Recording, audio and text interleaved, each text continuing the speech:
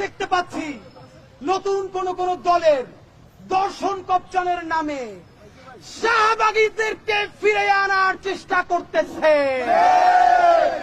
যে সময় দরকার ছিল তখন শাপলারে ডাকছো, পিলখানারে ডাকছো, তৌহিদি জনতারে ডাকছো, যেই ক্ষমতায় গিয়ে উপদেষ্টা হইছো, এখন শাহবাগ মারাইতেছো, সাথে জাঙ্গিয়া রাখা হবে না।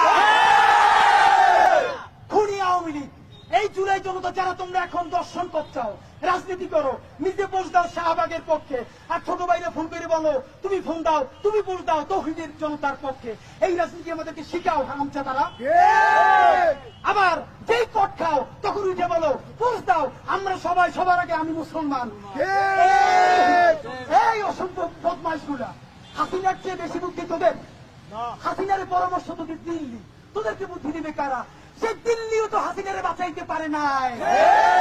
সুতরাং যারা শাহবাগের বন্ধু তারা বাংলাদেশের শত্রু, সুনাইয়ের শত্রু, শাপলার শত্রু, পিলখানার শত্রু, ইনসাফের শত্রু।